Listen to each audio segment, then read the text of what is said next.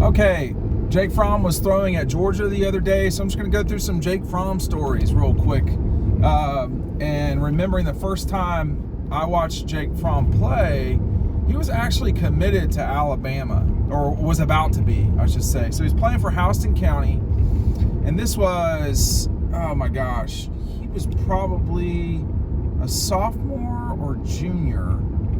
And then, going back and thinking about Jake, one of the most important, there were two guys, really three, I'll say, that were very important for Kirby getting to commit while they were in high school, okay?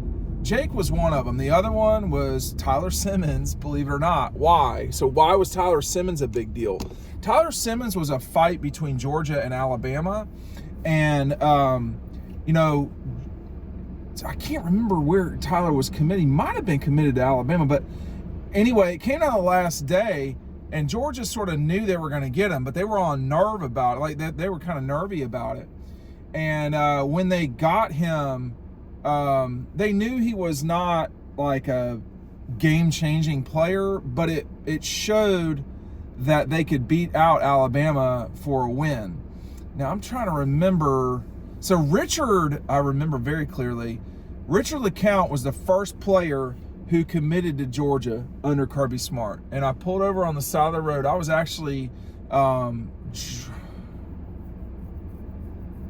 can't remember why I was in South Carolina, but I was in South Carolina for some reason, like in just past the border, and I had to pull over on the side of the road because I'd gotten Richard on the phone, and my cell was not going so hot at that moment.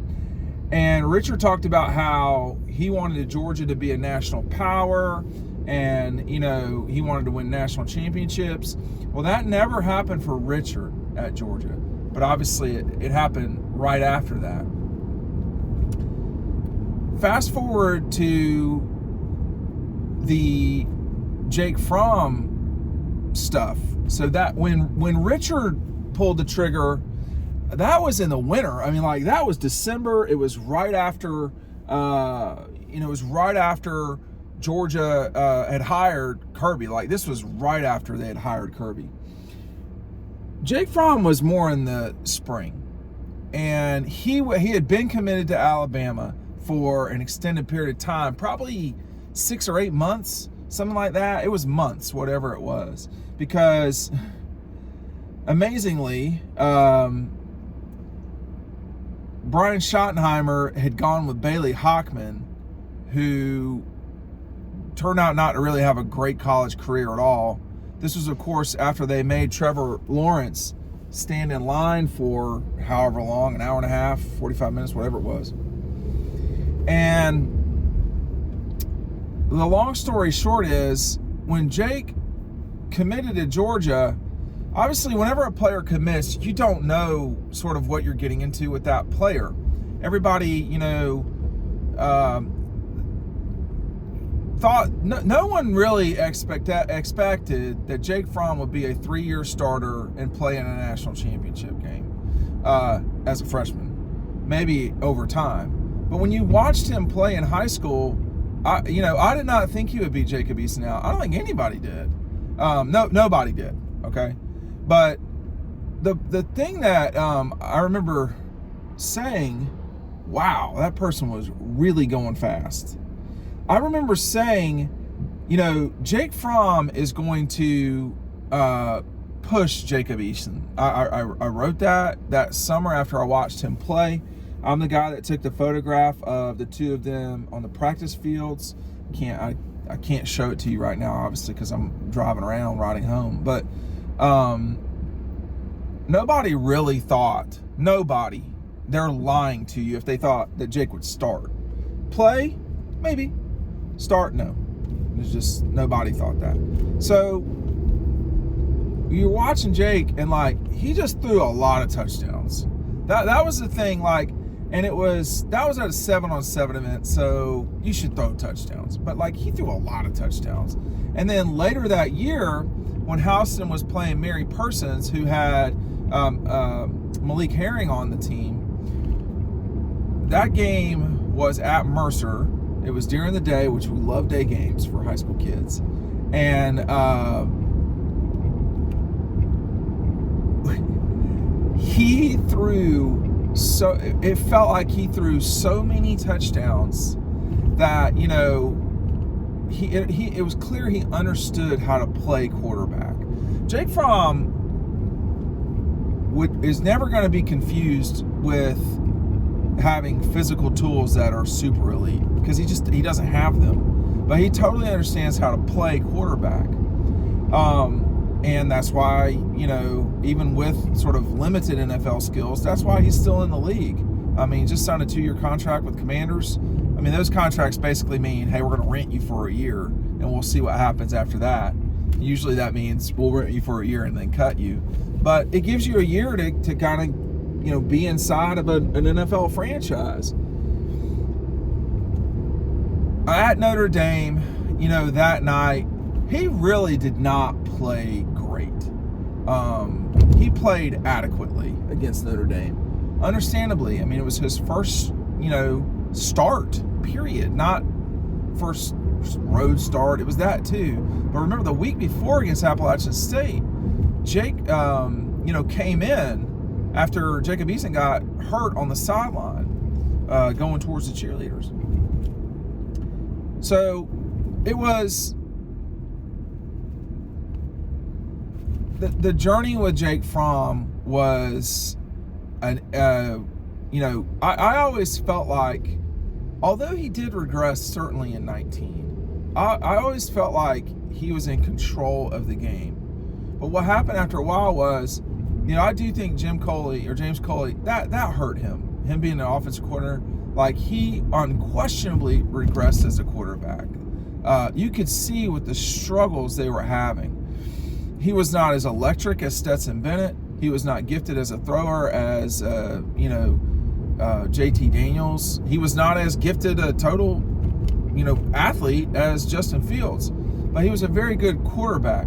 But that was really limited when he didn't have the weapons that he had the years before. And, you know, you could see that they were not going to be as explosive, but it was obvious in the 2019 Vanderbilt game, the season opener, that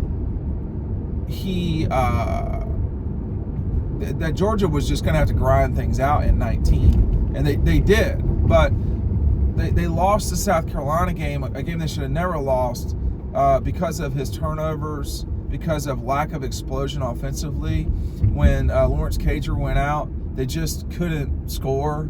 And, you know, they were not dynamic. And, you know, that's where the chain, it took 20 games maybe, something like that, for Georgia. So I don't know how long it took Kirby to realize or understand, I got to make a change in terms of the way that we play.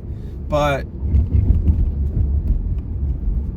that sort of fog of 2019, not being able to score, really struggling, that led to the modern, you know, so-called modern, you know, Georgia Bulldogs with Kirby moving to an offensive coordinator. Look, Coley was way in over his head. That was clear. But that really hurt Jake Fromm, I think. He should have probably come back for another year. He would have really done well in 2020 under, you know, under Todd Monken, because almost every quarterback did really well, whether you're talking about JT or Stetson.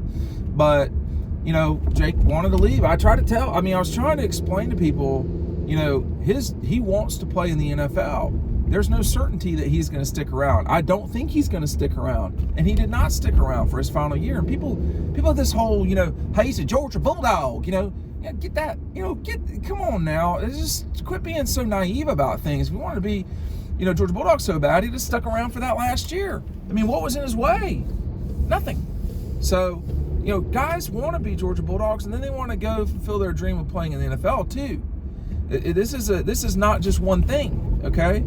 And I just, having watched Jake since he was relatively young, you know, not when he was hitting baseballs in the college or the Little League World Series, but he was a very, very good quarterback. And he was a moment away from, he was a moment, maybe a play away from experiencing quickly what Stetson experienced twice. That would have been in the first year. What would the program have been like had Georgia won it in year one? I don't know. It may have been, they may have had, still just 2, or maybe they just have the 1 national championship. But Jake was an integral part of things. They don't play for the national championship in 17 if he's not the quarterback. But it did take time for him to get where he had to go. But he was a great Georgia player. But I think, and over time, he'll be forgotten in a way because of what came after him. Now, is that fair? Is Mark Richt going to be forgotten? Probably not. Mark's tenure at Georgia over 15 years is going to trump anything that came for 3 years with Jake Fromm. But that's the unfairness of time. We're all forgotten. None of us are that important. And I think, though, with Jake Fromm, I just did want to spit a few things out about him as we saw him throw the other day in Athens, and I think it was fun to watch. Thanks for seeing it.